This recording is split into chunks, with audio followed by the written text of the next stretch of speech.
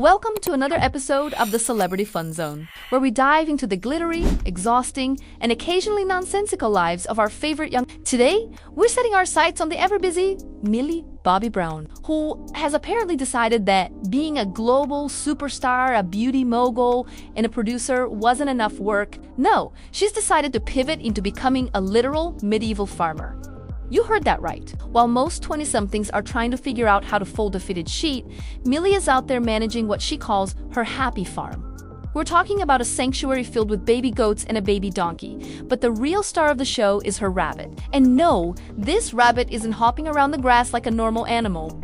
It's being pushed around in a pink baby stroller. A prom, if you're feeling British. Apparently, Millie used the dog in a stroller method as a training montage for motherhood. And now the rabbit is reaping the benefits of a luxury ride. It's a peaceful, magical sanctuary, she says. Between the exhausting bouts of actual fame, it must be so difficult to wake up in your mansion and go yell at a goat named Winnie just to get its attention. But hey, that's the humble farm life for a girl who's probably forgotten what a grocery store looks like. But the farm isn't the only place where things are getting crowded. We have to talk about the never-ending saga of Enola Holmes 3. The host of the show claimed to be a stalker and a member of the street team, which is a fancy way of saying she's that person on an airplane who forces the stranger in 14B to watch Millie's movies while they're just trying to sleep. We've finally reached the third installment of this franchise, and apparently the big news is that the relationship between Enola and Louis Partridge's character, Tewksbury, is finally growing. And by growing, they mean it's the slowest burn in the history of cinema. It's been 3 movies. People, they started off platonic, and they've spent several years of their actual lives moving at the pace of a tectonic plate toward a simple romance. At this rate, by Enola Holmes 15, they might finally hold hands without wearing 3 layers of wool in a corset. It's gorgeous, sure, but some of us would like to see the plot move faster than Millie's rabbit in that pink stroller. Speaking of those layers of wool, let's talk about the absolute misery of filming in Malta. Imagine being 2 of the wealthiest, most recognizable young actors on the planet, and your job for the summer is to stand on a scorching hot island while being cinched into 1800s period costumes. Millie is suffering in a corset that probably cuts off her ability to even think about a pancake, while Louis is sweating through jackets that take 10 minutes to lace up. And the best part, while they're trying to act out a high-stakes Victorian drama, there are literal tourists in the background on jet skis doing laps in the bay. Nothing says historically accurate like a Yamaha wave runner zooming past a carriage. Millie, being the number 1 on the call sheet, naturally had access to special cooling gels tucked under her costume to keep from melting into a puddle of celebrity exhaustion. Meanwhile, poor Louis got absolutely nothing. He was just there, vibrating in his own sweat, probably wondering if the jet ski guy was hiring. It's the classic Hollywood hierarchy.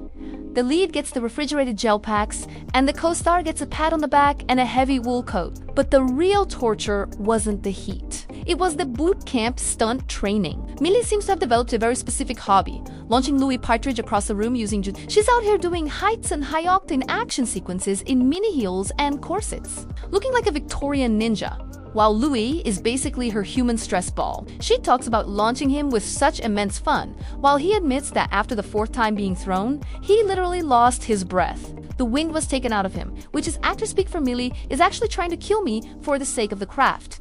He just has to sit there, padded up, taking the beatings and the throws because it's the 3rd installment and their chemistry is grounded. If by grounded you mean Louis is literally on the ground because Millie just flipped him over her shoulder, then yes, the chemistry is fantastic. She's learned a plethora of skills, and he's learned how to survive a physical assault disguised as a career opportunity. The most hilarious part of this entire glamorous existence is that these actors are so overworked and involved in so many projects that they can't even remember them.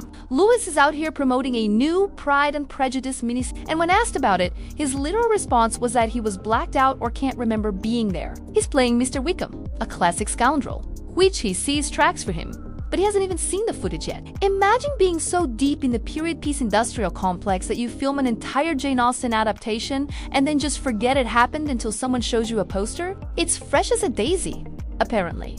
But when you're hopping from Malta to a farm to a Netflix studio, everything just blurs into one long, sweaty, corseted dream. And finally, we have to bow down to the ever-expanding empire of Millie Bobby Brown. Not only is she a farmer and a professional Louis tosser, but she's also a published author. Her book, 19 Steps, which is a deeply personal story based on her grandmother's life during World War II, is already being turned into a Netflix movie with an Oscar-winning director. While most people her age are struggling to update their LinkedIn profile, Millie is negotiating with her home studio to turn her family history into a global cinematic event. She's taking over the world before she even turns 25, all while maintaining a peaceful morning with her goats. It's cathartic, it's magical, it's exhausting. And it's a level of productivity that makes the rest of us want to go find a pink stroller and hide in it. From Demogorgons to Jane Austen to World War II, there is no era Millie won't colonize with her presence. We're just living in her world. And frankly, we're all just waiting to see which animal she puts in a prom next. Keep on shining, Millie and Louis. Please try to remember to breathe the next time she launches you across the room. We need you for the sequel.